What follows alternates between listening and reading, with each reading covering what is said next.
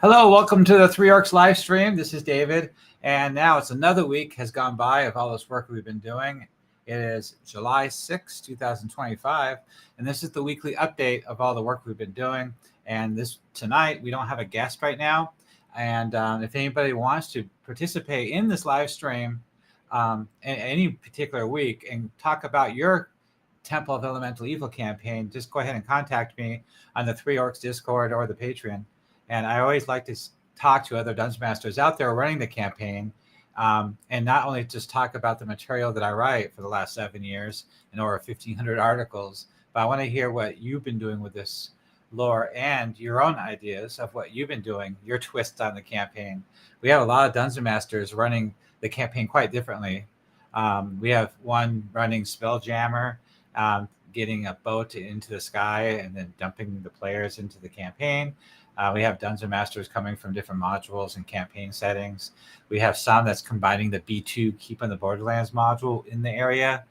So there's a lot going on. Plus, they're all playing different rule systems, from traditional Dungeons and Dragons all the way up to the newer editions of WotC and other systems.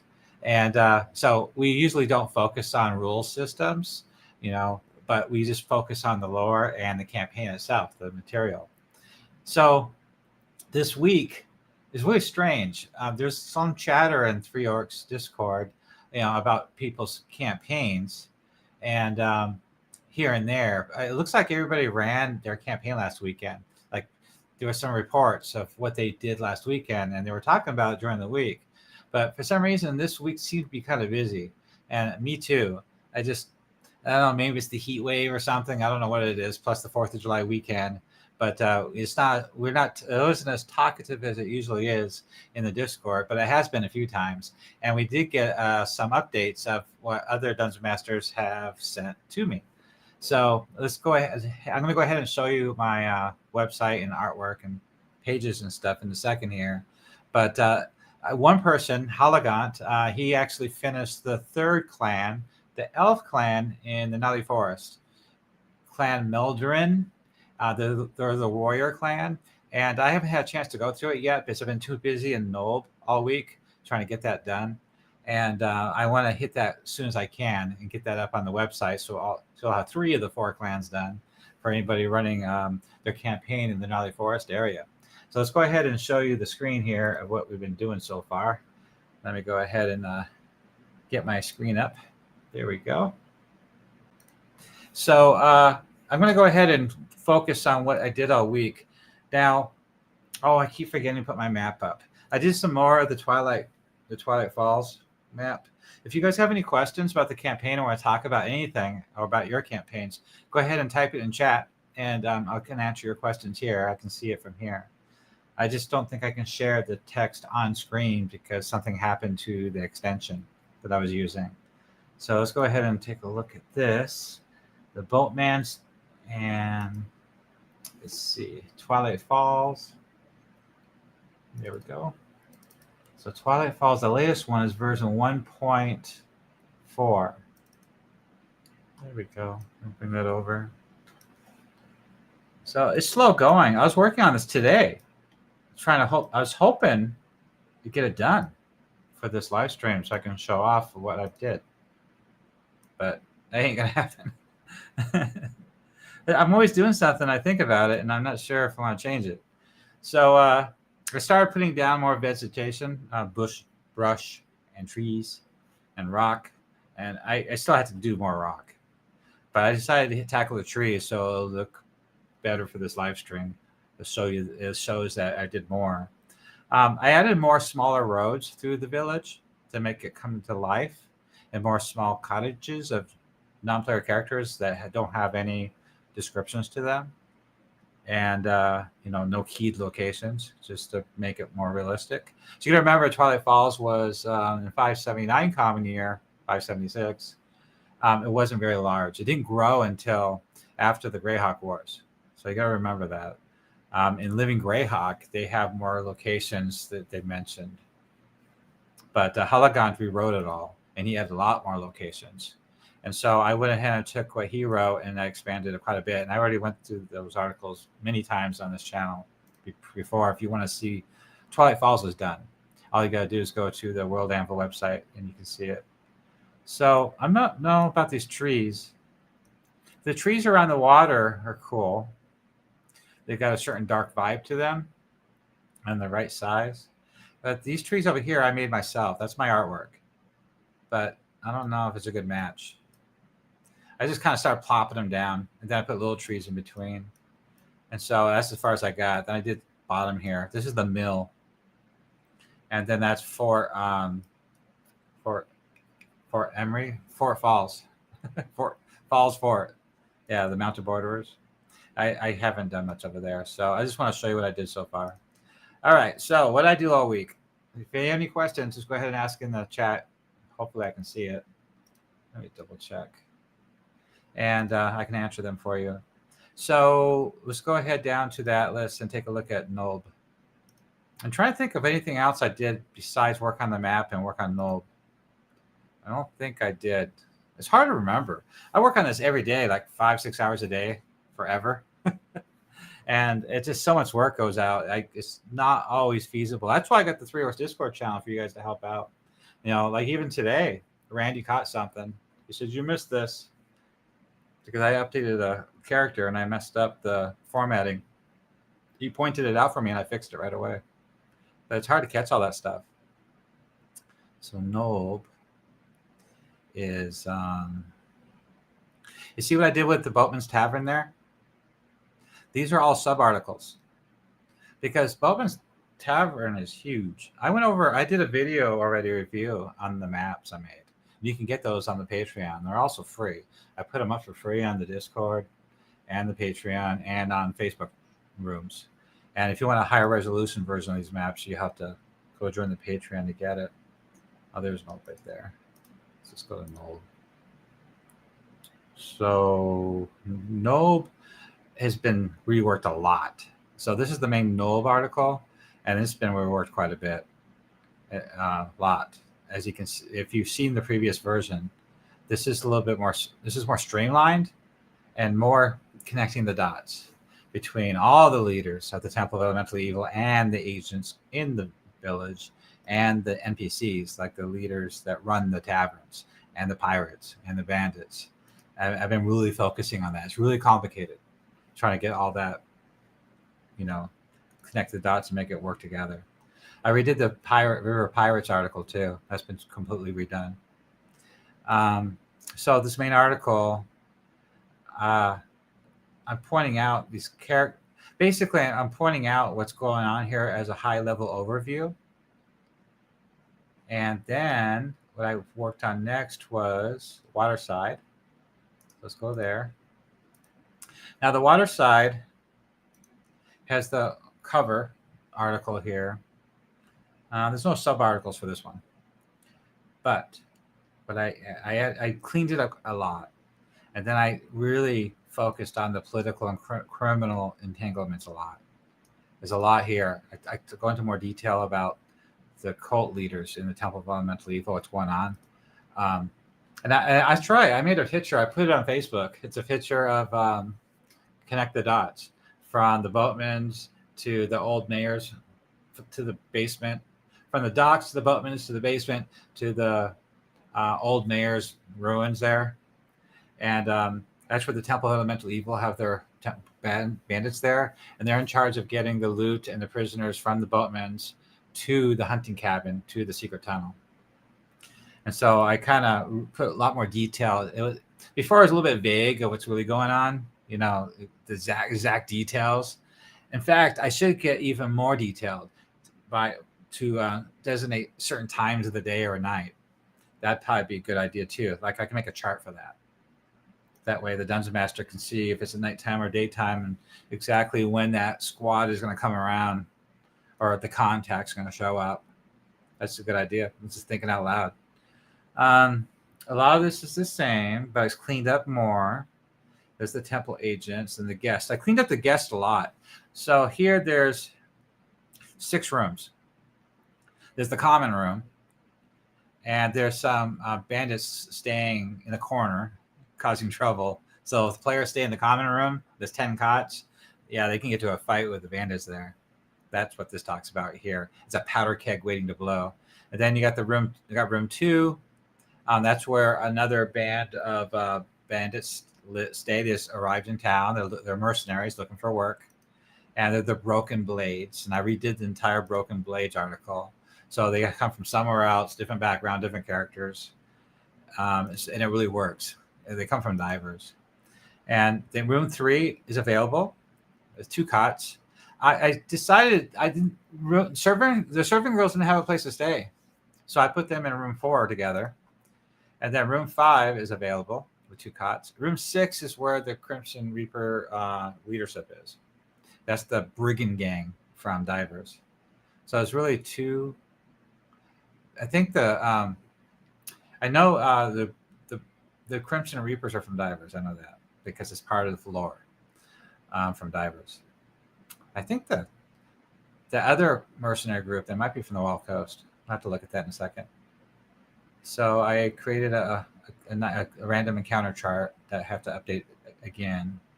And I still want to make a new map. I want to make a new map of the water side. I haven't done that yet. So that's what I worked on. And then what else did I do? I also worked on the actual characters too. So each Rick, Dick, and Watt both have their own separate articles. And I redid them too, specifically focused on the relationships with the Temple of Elemental Evil and their own agenda. You know, what's going on, like Watt serves the Fire Temple, things like that. A lot more detail. And then the next thing I worked on was, I didn't redo 2 and 3 yet. Mother Scringe's Herb Shop. It was pretty solid to begin with. I just want to go through them again. Boatman's Tavern is number 4. Now, this is one I put most of my work on during the week. Oops. Boatman's Tavern. So, a new picture for Skull. Everybody voted on that in the Discord. And nobody's chatting, okay. And he's got his own article too. So I decided here the structure and layout is the place is huge. And you can see from the map. See, there's the map down here. So that's the main level, and that's the second level. And the basement is on another article. I didn't put it on this page. This page was getting too big to begin with. This even has a menu on this page. This is a big page. I try not to make the pages too big. So you're all familiar with most of this, the flavor text and stuff. So the tavern has its own article, just the tavern. So when the players go to the tavern and get rumors and role play with the bandits and stuff, it has its own article.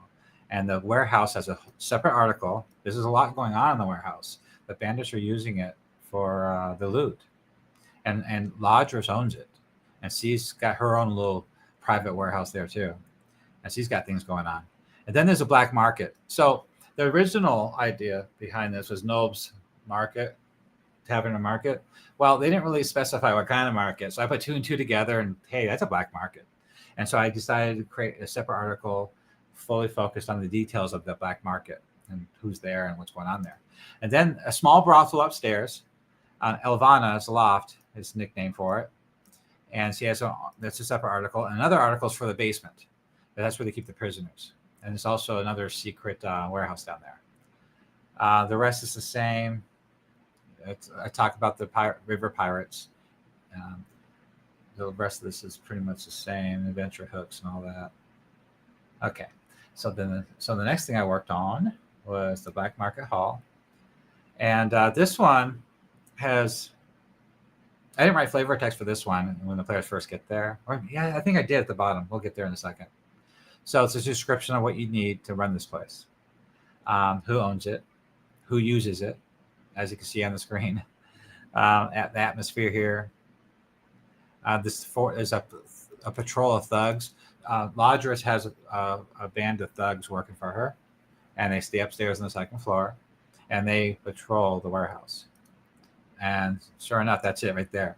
So this is flavor text of what players getting into the warehouse for the first time and talking, and they're being stopped and challenged by the guards there, which is Lodgers' thugs. And I put stat block on the right for you to run this location. And I put some 5th edition stuff in here, like insight checks and stuff, and plot hooks. And I also put a whole bunch of quotes here at the black market. And whispering deals. And then I decided to create a couple random charts for the loot that you can buy there. And then that's a blow up of the map itself. The black market is that southern area down here at the bottom. On the right hand side, there's another D100 chart of random stuff you could buy at the black market. So this is very useful for running that location. Then the next one, which I can't see, sorry, I can't see it. Oh, okay. The next one is the tavern. And so the tavern, again, flavor text walking in, everything you need to know about running it, a lot of dialogue, a lot of quotes, and I created a new serving girl and a picture for her. She looks like the kind that you'd find here. Yeah. And the capacity and how many people are here and what time of the day, and there's gambling here and plot hooks and all sorts of stuff going on. So she's sour-faced and quick with a pitcher. I can see her slamming that pitcher into a player's head if it gets out of hand. She's used to dealing with bandits and brigands there. Yeah, she's got the politics down. She's a tough girl. Then you got the warehouse. And the warehouse, that's Lodge's thugs that guard the place. And basically, it describes the second floor, the private quarters, and the cache, the private warehouse, the basement storage, the thugs. I also did a D20 random chart for what you could find randomly in those crates and barrels. Some plot hooks that's going on there to help you expand this thing. And then being confronted by, are you lost? By the thugs if they can't be caught, if the players are caught going in there. So that helps too, roleplay this section out. Let's go back. And then we got the brothel. So the brothel is run by Elvana Thorne, and she has Mardun the Brute, the guard there at the top of the steps. And there's a lot of dark operations going here. There's plot hooks. I gave him a stat block. So there's a lot going on. Right here where my cursor is, this area is the brothel area. So these are the girls' rooms right here. This is Lodris's room right here. It's a clear definition between the two sides. The only way to get to this side of the building is this door right here. And they're triple locked or double locked. And so there's a lot going on here. I didn't go into details about how the brothel works, as a customer. I didn't go into that. I did create a quest though. The quest is save the daughter of the Riverwind. Basically, she's a Wren folk daughter of the leader of the Wren folk that's camped out to the south. And there's a whole quest for that to rescue her. Okay, then we go back to the tavern basement. So this is the basement of the tavern. At the bottom of the steps from the wharf is the public area, where nothing is found there could get in trouble for. Nothing illegal. It's basically the main supplies for the tavern above.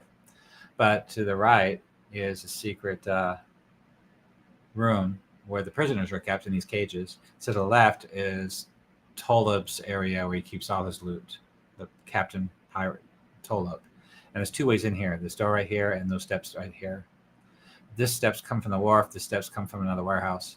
I went over these maps before in another video. I'm just showing you the articles right now.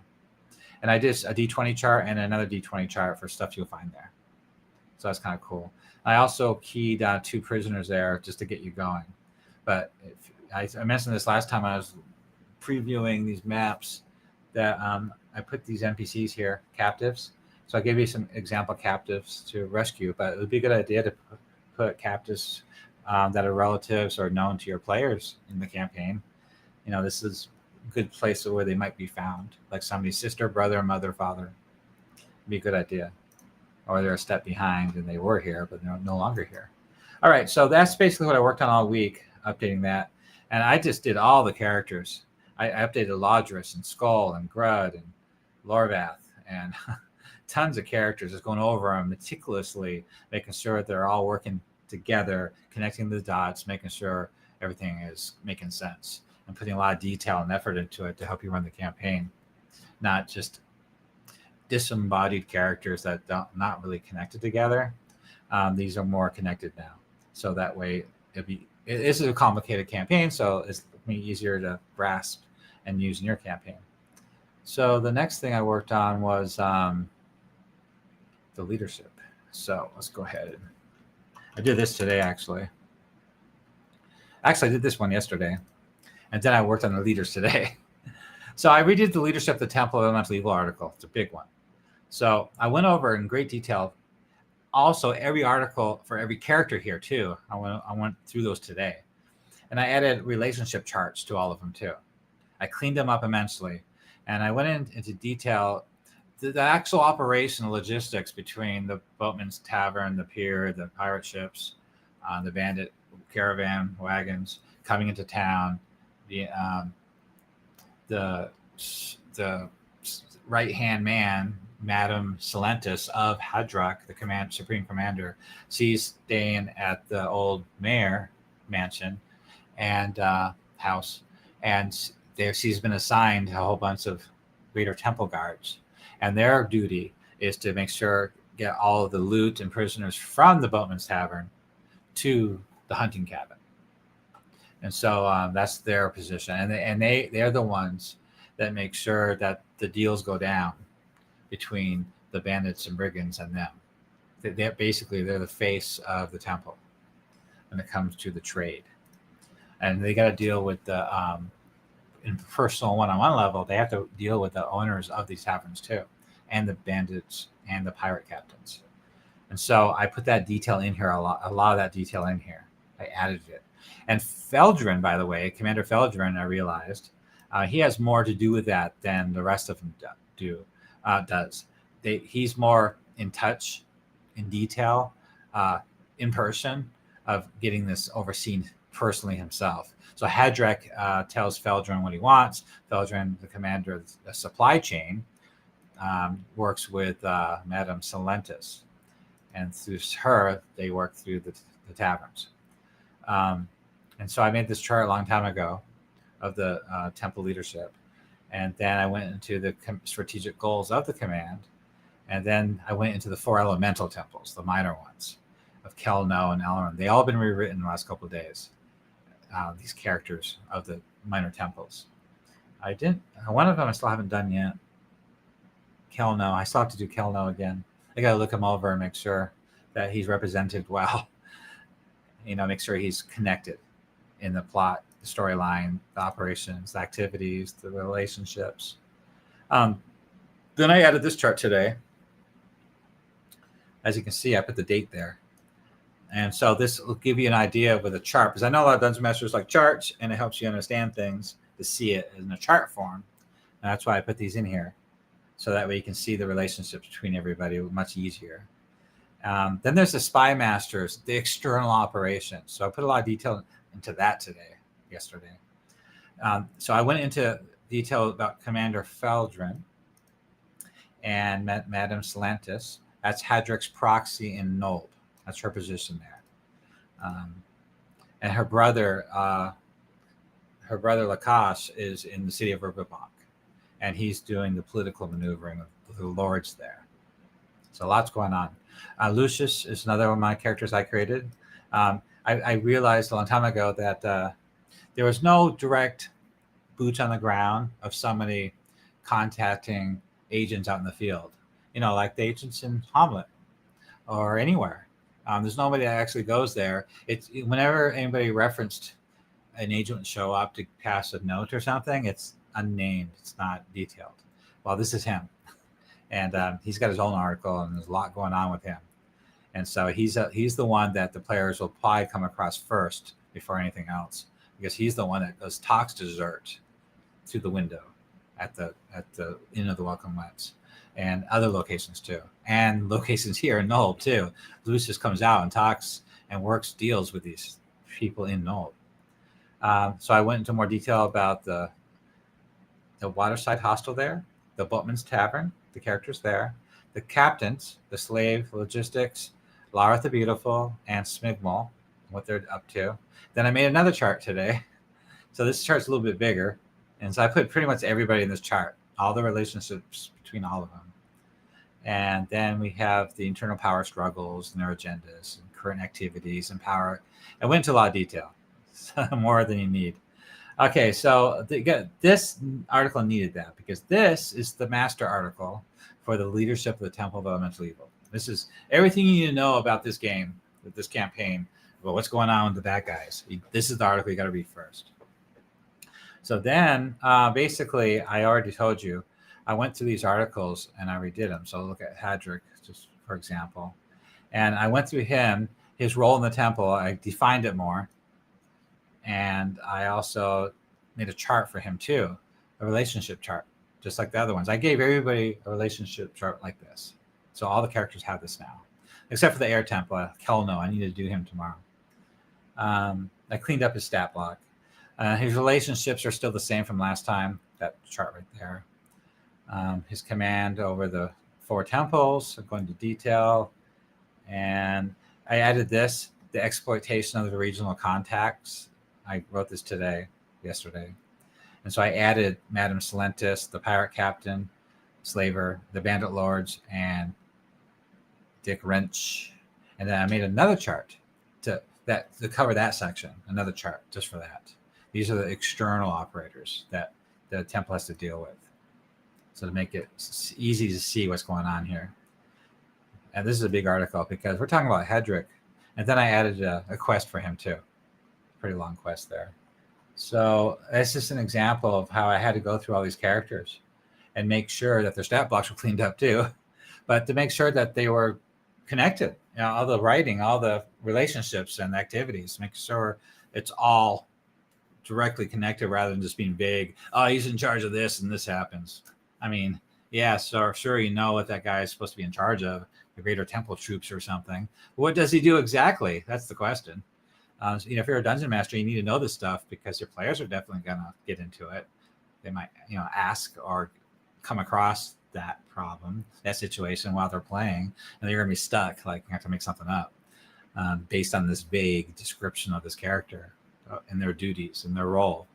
So I defined it all here, and I put a lot of work into it, and I'm constantly updating it too. And I appreciate it when people on the Discord channel update, comment on my updates, because every time I write an article or update an article, I link it in the Discord so everybody can review it. That way I don't make any mistakes, and hopefully I get, some of the guys are very helpful, and they do pick it apart and they point out problems, things like that. And that helps a lot. So that way I can get this stuff done and make sure I do it right. It's pretty much, I'm the only one out there really doing this kind of work for the Temple of Elemental Evil campaign. You're not going to find any other person out there who's doing anything at this level of descriptions and plots and what's going on with the Temple of Elemental Evil campaign run in 579 Common Year. So basically, this is a sandbox, and your players can go anywhere and do anything. And you're not just running the module from the pages. You're not just doing running a dungeons log. You're running a campaign, a serious epic level campaign where the whole world is the campaign, not just the dungeon. And it's going to go far. You're going to end up meeting the gods and maybe even fighting them and killing one, even all the way up to the Q1 module, maybe. Or, I'm also pulling in activities from the slaver lords from the Wild Coast, because that's all happening at the same time too. And because they're working with the rise of the Temple of Elemental Evil. So and all the bandit, humanoid gangs out there too, the humanoid bands, the bugbears and the gnolls and the orcs and the hill giants, and Ew is his forces, his agents out in the field. They're up to no good, causing problems in the Viscounty. So it gives the players a lot to do. I want them to have a lot to do before they even get to Nulb, because you really don't want the players there until at least 5th level. Or Nulb is deadly enough, they'll probably die there, but the dungeon too will get killed unless they're at least 5th level. How are they going to fight 8-headed or 7-headed Hydra? I can't remember how many heads it is. Maybe it's 5. So anyway, I just want to go over basically what I did this week. I'm sure I did more besides that map. I just can't think of everything. It's a blur. The days go by working on this stuff. I just work on it day and night. Pretty much all I do. And it's hard to remember everything. I looked at my chart here to see what I did do. And pretty much, I think I covered everything. These are all just NPC names on my latest articles I touched. Yeah. And the broken blades I redid. We can look at that real quick. That's the last thing. Because I put a lot of effort in that at the beginning of the week. Let's see, broken blades. And Dren is the captain. I made a chart for them, a chart of the members. I know how much you guys like charts. And that's all the characters in the group. It's pretty much a standard mercenary bandit group. And you'd expect a group like this to be hanging out in an old. You know, their highest bidder, whatever, whoever pays, whatever faction pays them, they're going to do it. Whether it's the temple or one of the tavern or pirate people, leaders, or even the players. So anything could happen in your campaign. And, you know, who are they? And they have a pretty good background. It's a background that has some depth to it. And also, I wrote an article, a sub-article based on how to use them in your campaign. Little plot hooks and stuff, like a bidding war, or their broken loyalty, or factions in the shadow war that they're having there. You know, their wild cards in the Knoll. So all this stuff here, even on the right, I added this little bit about what's the difference between the two bandit groups, between the Crimson Reapers and the Broken Blades. And that helps a lot, you know, figure out what kind of people they are, what kind of bandits they are. So this is a fun faction of many factions to know that you can play with, that can get involved. It's possible for players to get them to be working with them, which would be very useful to have some bandits working with you in the campaign, especially early on when you get there. Yeah, that'd be very useful to have a side that you're on. That's what good players should do anyway in this campaign. They expect that. When Gary Gygax wrote this, he expected the players to pit the factions against each other, and you really need to get in bed with one of the factions to do that, then betray them, and then make them fight each other. And so the Broken Blades would be a good tool to use for players that really want to leverage the factions against each other. All right, so looks like we have we got one person. Vapor Missile, thank you for joining my Discord, my YouTube channel. I did it an hour later because I didn't know. It seems like everybody was joining later. When I started at 7 p.m. Pacific time, everybody was like joining around 8, like an hour later, and I was ready to hang up, and I was tired. I want to log off. But so I decided this time just do an hour later. That's 8. Now it's 8:30 right now, PST, MST. And looks like you're the only one that's on here. But then again, it is the weekend, you know, the 4th of July weekend. So maybe people are out of town anyway. So that's probably what it is. But I decided to try it an hour later. I'm going to try to. Hey, John D. Welcome back. Thank you for joining. I'm going to try something. Trigger a warning. Did that work? Yeah, my chat's not working. I can't put chat on the screen anymore. I think I have to update my my extension for Chrome. Hopefully it still works. I'll have to talk to the admin about it. It's a free tool, but you know they got to support it. There's probably some update with Chrome that broke it, so I can't put it up on the screen. But you can still read it in the YouTube chat. So John D, thank you for coming back. I appreciate that. Thank you. We're just talking about the Temple of Elemental Evil again. For the last 30 minutes, all I talked about was basically what I updated all week, what I worked on all week. Now, usually I get a lot more done, as you guys know. I usually write 3 to 4 articles a day. And so that's why I started doing the weekly review. So that not everybody can stay caught up, you know, stay on top of what I've been doing. You know, people work for a living. And so I decided to do a weekly update to scare, you know, so everybody can catch up with what I did all week. What my plan is for next week, which I haven't talked about yet. But yeah, I'll get my microphone closer. Sorry, but I went over what we did all week, and it took a lot of time. This is complicated stuff. This relationship stuff between all these major NPCs. There's a lot of them and a lot of factions. I mean, look, it was hard. You know, all these relationships with all these people and NPCs. It just took a lot of effort, a lot. And so I'm constantly going over these articles over and over again to make sure, you know, okay, this is happening with this guy. Now I need to go check on another guy, Romag. What's he think of this, and what's he doing? And I got to make sure it's all working right. Or a good idea I had for one character is now going to affect another character. or faction. So things like that. And so it's constant. And I have tools to keep track of my work, which I use a lot. And that's how I create these charts. I use that tool to do that. I put all this data into a tool, and then it spits this out, which is great. And then I have to format it for the website. But yeah, tomorrow I need to do Kelno, redo him, make sure he's up to snuff. He's easy because he isn't really doing much. As you guys know, the Air Temple, they're almost dead. There's not much going on with the Air Temple. In my campaign, they do have an outpost out there. So that's kind of cool.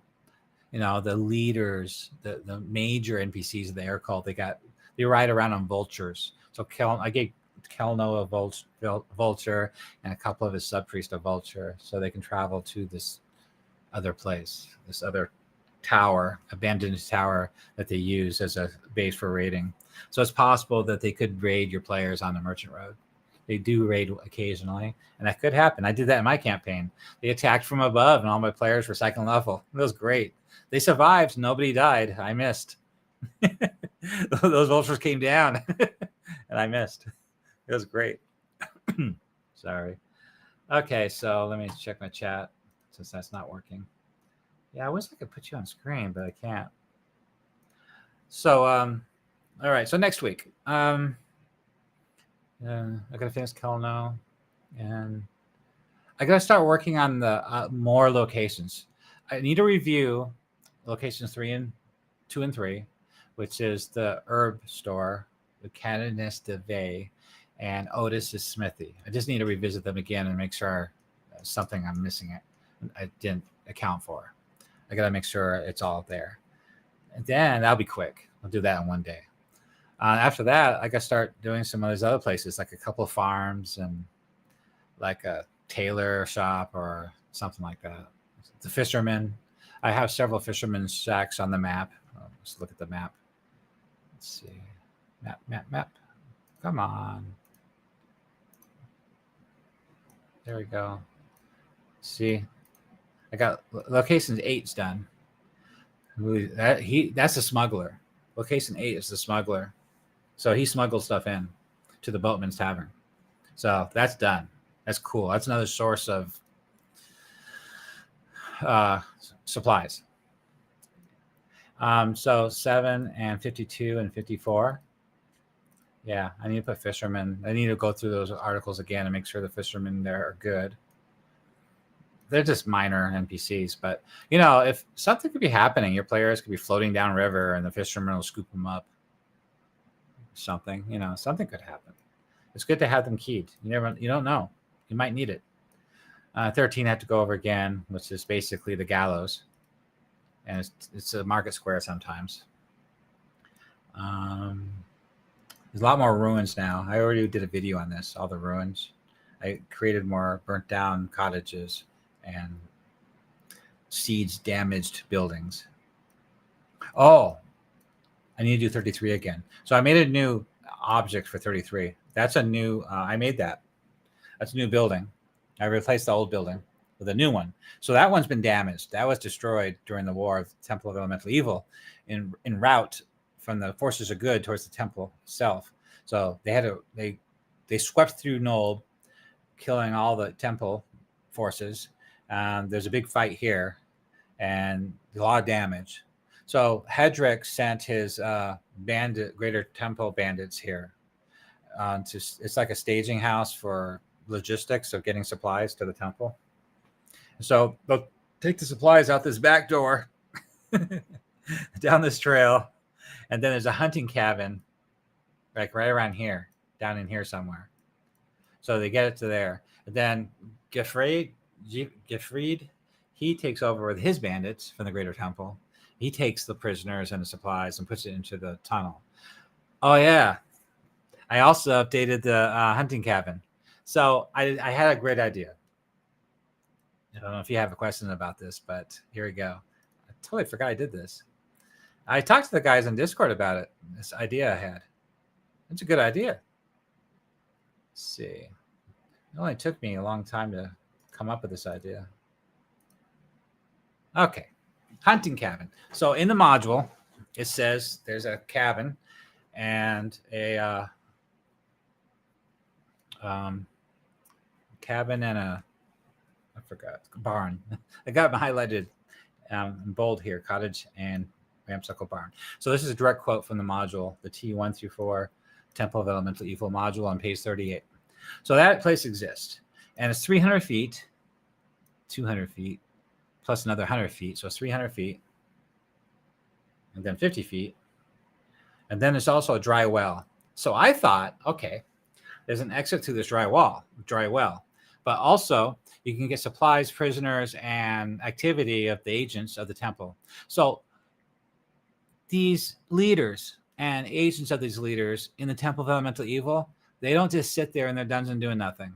They have to leave and do stuff. Like Lucius, the temple courier, he comes and goes too. And so does Commander Feldrin and a bunch of others. Romog. I mean, how are they getting out? They're not hopping. They're not coming out of the ruins up top. No way. That's forbidden. Hedrick sent orders. Nobody's allowed to go out that unless it's bandits. So if anybody witnessed that, they'll say, yeah, some bandits are holed up in those ruins. That's a local problem, not a big deal. But you don't want anything major going through the top of the level of those ruins. So that's what the secret tunnel is for.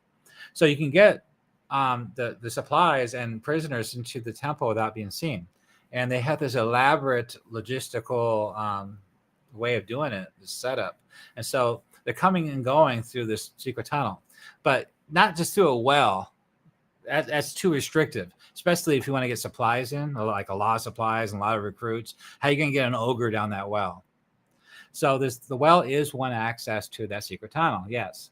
But I also, in the map here that I made this map like 5 years ago. See the ridge right here in the top right-hand corner? That's a cave mouth. So if you go into the back of that cave, there's like 3 or 4 small caverns in there. It's a lair. If you go in there, it's connected to that secret tunnel. They created another way to the secret tunnel. They dug another tunnel. So they're both connect to that secret tunnel. So I put giant rats in the well tunnel portion, so players can sneak around and access the secret tunnel that way, but they'll have to get by those giant rats. But in the main cave, I put a whole squad of there's 5 enslaved goblins. They have a carrion crawler in the refuge pit, and you can give or take death dogs. It's up to you. I don't think I'd probably use them. And then there's the bugbears. So I put the bugbear tribe from the Iron Claw clan in the Southern Gnarly Forest. Commander Feldrin, you gotta remember, Commander Feldrin is in charge of supply and temple, right? So that's his men there at the cabin. And he contacted the king or the leader, the chieftain of the bugbears at that location. And that location is legitimate Living Greyhawk location, and they are there. I can't remember the name of it. It's on the map. It's to the south. But anyway, they're from there. And so they got a squad of bugbears there that work as a security force inside the tunnel, or maybe even watching the outside of the tunnel. They're sneaky. So they make sure that no passage in and out without temple approval. So there's guard position posts I put in. So I even described the rooms too, and the guard rotation. So you can run this. And they report directly to Commander Feldrin. And they're also Lucius Grimm too. I need to link him there. There's the monsters. There's the guard rooster. This is the roster of them right there. That's them. Okay, then there's the defensive plan. So this is a good outline of what they would do. Phase 1, phase 2, phase 3. How they act in case there's an emergency. Players trying to attack them or get in. I added some DM notes about this too. And I also gave you an opportunity for a DC 17 if you don't want to role play. I was just joking. I'm not going to get into that. We don't talk about D&D versions here. Okay, but I do make the joke once in a while. The secret tunnel complex. So I described it. And then I did more. I need to make a map. That's right. I wanted to make a map. I got to do this next. So location 1 is the natural cave mouth. Full description. And sentries. Then location 2 is the water well, the secondary access. See how I kind of outlined all this pretty well here. The tunnel layout is iron torch sconces every 30 feet. It's up to you if you want to do that. I would, because we're talking about bandits. They got to be able to see. They're human. Side caverns. These are the functional rooms. The bugbear barracks, the goblin slave den. There's only 5 or 6 of them. They just captured some goblins and forced them into servitude, right? So that'd be fun. Goblins whining and crying. There's a carrion pit, and they've got a carrion crawler there. And there's a storage grotto there too. And so I outlined the bugbear guards, the goblin slaves, their tactics, and some encounter suggestions for you to run your game. On the right-hand side, I put in some stat blocks. Scroll down. Yeah. So that's a stat block for the Greater Temple Brigand. These are Greater Temple Brigands. That's what I call them. 3rd level. I think that's a pretty good level. 3rd level. Then this is the Bugbear Commander. I only made 1 stat block. The rest of the bugbears are bugbears. But this is the leader of the bugbears there. He's pretty tough. This is a 5e stat block. So, sorry. And then it's a 5e mechanics for the snares. They put snares around the hunting cabin. Hello, Vapor Missiles. Always good. Thank you for waving, and always see good DM knowledge in here. Thank you. I appreciate that. So I gave you some 5e mechanics. Is that good? So these are the hunting snares. So if players trying to sneak up on the hunting cabin, you can do something about it. Or, a good druid or a ranger in the group will feel pretty good about themselves and important and useful to the group when they bypass this stuff. I like to engage all the players as much as I can with things like that. More defenses. So that's a VTT map. You can get a big version of that, high resolution version of that in the Patreon. That's not my map. So this map right here was what I used on my own campaign. I borrowed. So I need to make the map. I need to make a new map that looks kind of like that. Yeah, I'll probably have a look similar to that. I think that's a good map. I like it. It's simple. All it is I can make that map in 30 minutes. It's not a big deal. It's just simple, not very unique. The Iron Claw, Bugbear Tunnel Guards. I'm going backwards now. Bandit personnel. Over here, I put 8 to 12 bandits. There's the main character. He's the commander. That's him. Very scary dude. Doesn't take crap from anybody. And he reports directly to Commander Feldrin of the Greater Temple. And he oversees logistical operations. And he works with Lucius and Madame Silentis. He avoids personal entanglements with temple politics, even though he's in the middle of it. That's great. So he's a great character. He's awesome. Anyway, yeah, I forgot I did this. I redid this location this week. It was towards the beginning of the week. So I'm glad I remembered. So I gotta make this map. So when I finish Twilight Falls map, God, I need to get that done. I'll go ahead and work on this map next. But you can grab any map and use it. All it is a simple tunnel with 3 or 4 side caves. It's not a big deal. But I can make a map. All right. So any questions, you guys? I've been on here almost an hour, and I covered everything I was doing that I did all week. And I guess I plan to continue creating more locations in Nulb and make a map for this.